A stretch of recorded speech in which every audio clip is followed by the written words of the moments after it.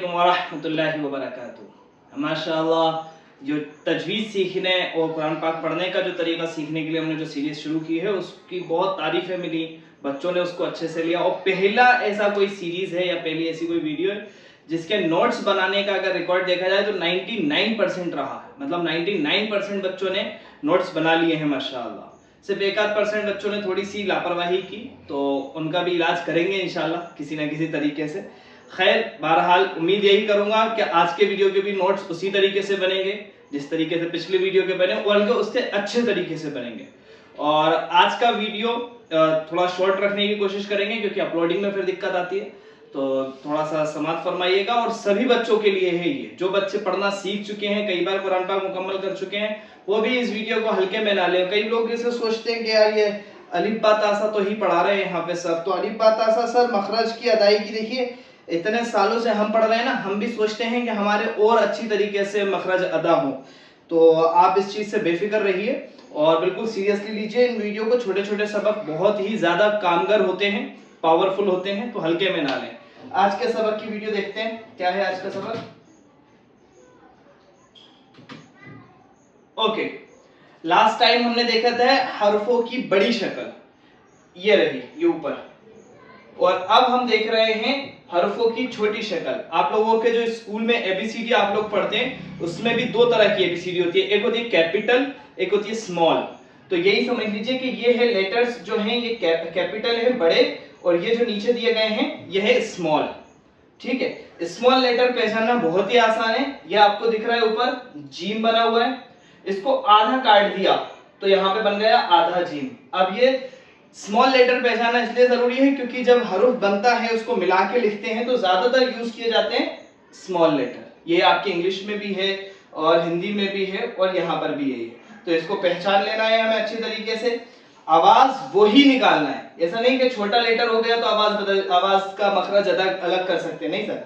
Scene scene, शीन शीन, त्वाद त्वाद, द्वाद द्वाद, ये brackets रहेंगे, इसमें आपको देख लेना है। इसके भी पेज के स्क्रीनशॉट्स या आप इसमें से भी खींच के देख सकते हैं, आपको देख लेना है अच्छी तरीके से। और उसके बाद इधर भी हैं थोड़े से ब्रैकेट्स, हाँ ये ब्रैकेट्स, इनमें आप नुक्तों की पहचान बना सकते हैं कि दो नुक्ते जो होते हैं ऊपर वो किसके होते हैं, ता के, तो ये स्मॉल ता ऐसा रहेगा। तीन नुक्ते ता के, एक नुक्ता ऊपर नून का, ठीक है, ये नुक्तों से पहचान। और एक ही वाहिद ऐसा हरफ है या जिसके नीचे दो नुक्ते होते हैं तो वो या होता है, ठीक है, ये हो गया। अच्छा, ये लाम, लाम का बड़ा दिक्कत आती है कि जब स्मॉल लाम बनता है तो बच्चे उसको अलिफ पढ़ेंगे लाम, तो एक चीज याद रखिए कि इस तरफ समझ रहे हैं, इस तरफ अगर मिल रहा है किसी चीज में, इस तरफ मिल रहा तो वो लाम है, और अगर इस तरफ मिल रहा है, समझ रहे हैं आप, उस तरफ मिल रहा है तो वो अलीफ है, ठीक है, इस चीज को समझ लीजिए। अब अपन को ब्रैकेट्स में देख के पढ़ तो लेंगे, अपन को प्रैक्टिस करनी है इन 4 लाइनों में। ये 4 लाइनें दिख रही हैं आपको, इन 4 लाइनों में, और उसमें कुछ ज्यादा समझाने लायक था नहीं, आप शक्ल देखकर पहचान सकते थे, इसीलिए मैंने उसको ज्यादा एक्सप्लेन नहीं किया। आपको ये 4 लाइनें करनी है। अभी एक लाइन सुनने के लिए मैं अपने ऑफिस में एक स्टूडेंट को बुलाना चाहता हूं, मेरे बहुत ही अच्छे स्टूडेंट हैं। मैं चाहता हूं कि बहुत जोरदार तालियों से उनका स्वागत नहीं किया जाए, रहने तो तालियां मत बजाओ, आइए आइए। जी सर, ले लीजिए कुर्सी, बैठ जाइए। अस्सलाम वालेकुम अस्सलाम। आप हमें ये वाली लाइन पढ़कर बताइएगा, ये ऊपर वाली जी, हाँ जी, जीम, खा, खा थोड़ा सा डार्क, खा खा खा, खा, शीन सीन, द्वाद स्वाद, ठीक है, आइन। अच्छा, इसको आप ऐन और हमजा भी बोल सकते हैं क्योंकि ये आधा है, लेकिन हमजा जो छोटा है ना वो ऐसा बनता है, देखिए जी, ठीक है, ये ऐन सही है, ठीक है, आगे वाइन, काफ, फा, जी, लाम, काफ, शाबाश, इसको या बोल देते हैं कई बार, तो ये देख लें अच्छे से, काफ है, ठीक है, कई बच्चे इसको या बोल देते हैं, तो ये काफ। वेरी गुड, शाबाश, बहुत उम्दा पढ़ा आपने माशाल्लाह, मजा आ गया सुन के, वेरी गुड। अब हम एक काम करते हैं, इसको बाकी की 3 लाइन सारे बच्चे अपनी अपनी तैयार करेंगे, है ना, और इसको सुनाएंगे। तो आज तजवीज में ज्यादा हम दे नहीं रहे, बाकी मिले हुए हरफों को हम अगली वीडियो में डिस्कस करेंगे कि इनको कैसे पढ़ेंगे, ये नीचे मिले हुए हरफों को। अभी आप लोगों का जो सबक है तजवीज रूल्स में, कुरान पाक पढ़ने वाले में, उसमें से भी स्मॉल लेटर को अच्छी तरीके से पहचान लेने वाला रूल्स, ठीक है। और अगर किसी का कोई डाउट हो, कोई सवाल हो, कोई क्वेश्चन हो, तो वो बिल्कुल पूछ ले, है ना, कमेंट्स बॉक्स में डाल दे। पुराना कोई सवाल हो अगले वीडियो में डिस्कस कर लेंगे। जी, मुहर्रम की 10 तारीख के बारे में थोड़ा सा जान। हाँ, देखिए मुहर्रम, सबसे पहले हम मुहर्रम को एक अच्छी तरीके से समझने की कोशिश करते हैं कि मुहर्रम जो है ना, मुहर्रम एक मंथ है, इस्लामिक मंथ है, और हजरत उमर के ज़माने में इसको फर्स्ट मंथ डिक्लेयर किया गया है कि मुहर्रम जो है वो इस्लामिक महीनों का पहला महीना है। 12 महीने इस्लाम के, उसमें से साल के, उसमें से पहला महीना जो है साल का वो मुहर्रम है। और बहुत ही मतलब ये कह लें हम कि एक अलग तरीके से इसको अल्लाह ताला ने एक अलग नियामतें इसको अता की हैं, है ना। तो ये बहुत ही अच्छा महीना है, और बल्कि कुछ लोगों ने इसको अलग अलग तरीके से लोगों के सामने ला दिया है। पहली चीज इसके अंदर ना एक तारीख है, मुहर्रम की 10 तारीख, वो बहुत ही खास तारीख है, बहुत खास तारीख है। हमारे फर्स्ट पैगंबर हजरत आदम अलैहिस्सलाम को मुहर्रम की 10 तारीख को बनाया गया।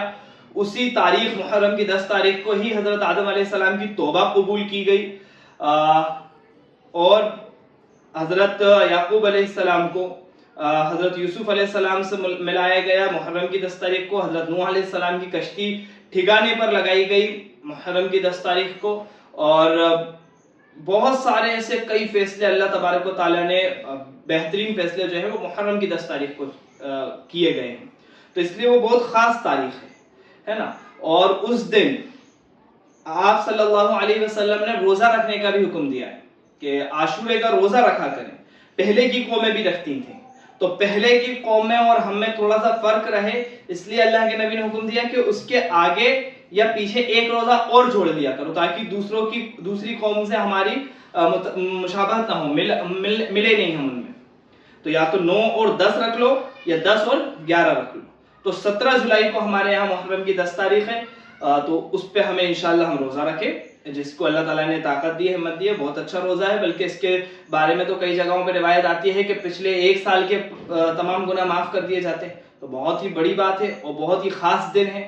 और इस दिन बहुत सारी चीजें इसमें ऐड कर ली गई हैं जिनका कहीं से कहीं तक ताल्लुक नहीं है, तो उनसे बचें, ठीक है। क्योंकि एक वाकया गुजरा, वो भी बहुत खास वाकया गुजरा, और इसी तारीख को गुजरा, करबला का वाकया, आप सब जानते हैं। हमारे नबी अकरम सल्लल्लाहु अलैहि वसल्लम के नवासे हमारे इमाम हजरत हुसैन रज़ियल्लाहु ताला अन्हु, उनकी शहादत, करबला वालों की, बहुत सारे लोगों की, अहले बैत नबी के खानदान वालों की शहादत का वाकया गुजरा। उसके बाद से बहुत सारी चीज लोगों ने मोहब्बत में, जज्बात में आके उसको ऐड कर ली हैं, तो वो सरासर गलत है ना। मैं उन लोगों के क्या नाम लूं, ताजिया, शरबत, खिचड़ा, दावतें, जुलूस, ये सब चीजें बेफिजूल की चीजें हैं। सिर्फ उन्हीं कामों को किया जाए जो काम हमें बताए गए हैं हदीस और कुरान के जरिए, दर्स के जरिए, उन्हीं कामों को किया जाए। और हजरत इमाम हुसैन रज़ी अल्लाह ताला अन्हु, हजरत हसन रज़ी अल्लाह ताला अन्हु, अहले बैत का जो सबक है, जो उन लोगों ने जो दिया, हमें वो सीखना चाहिए उनको याद करके। तो हम उसका अपोजिट करते हैं उन्हीं की याद में। हाँ, ये एक बात मैं बोलना चाहूंगा कि हम उन्हीं की बात का एकदम अपोजिट कर रहे होते हैं उन्हीं की याद में। ये तो बहुत ही गलत हो जाता है, तो ये हमें नहीं करना चाहिए। जैसे हजरत इमाम, हजरत हसन, तमाम अहले बैत हक बात के लिए अड़े रहते थे कि नहीं, हक बात, आप हम बातिल के साथ बैत नहीं करेंगे, हम साथ नहीं दे सकते गंदे लोगों का। और हम क्या कर रहे हैं, हम तो नाहक किसी को भी सता देते।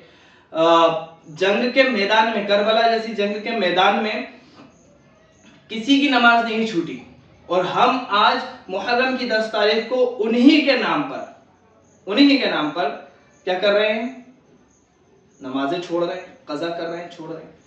और एक तो लोगों ने नई चीज करी है, तो मुझे तो सेंस की कमी ही लगती है कि प्यासे हुसैन की याद में शरबत का जाम। तो ये कौन सी याद हुई? ये तो सही नहीं है भाई, कि ये कौन सी याद हुई। तो ये चीज गलत है। उस दिन का रोजा है, बहुत फायदेमंद रोजा है। उस दिन इमाम हुसैन को याद करें, सभी को याद करें, तमाम अहले बैत को याद करें, उनसे मोहब्बत रखना बहुत जरूरी है। लेकिन मोहब्बत, मैंने बता दिया कि अलग अलग शक्लें हैं सर मोहब्बत की, इस तरीके से मोहब्बत नहीं की जा सकती।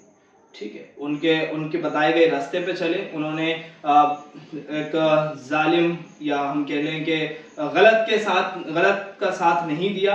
उन्होंने मौत को गले लगाना सही समझा, लेकिन गलत चीज को एग्री नहीं किया।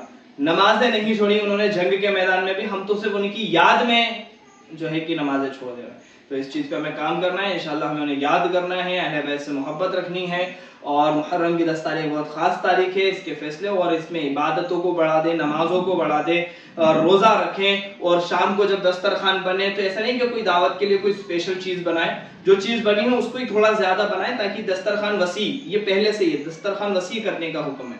तो इन चीजों का थोड़ा सा काम कर लें। बाकी ये कोई फेस्टिवल नहीं है, ये खास तारीख इस्लाम की है, तो फेस्टिवल नहीं है। फेस्टिवल सिर्फ दो ही हैं, ईद उल अजहा और ईद उल फितर। ठीक है, अस्सलाम वालेकुम।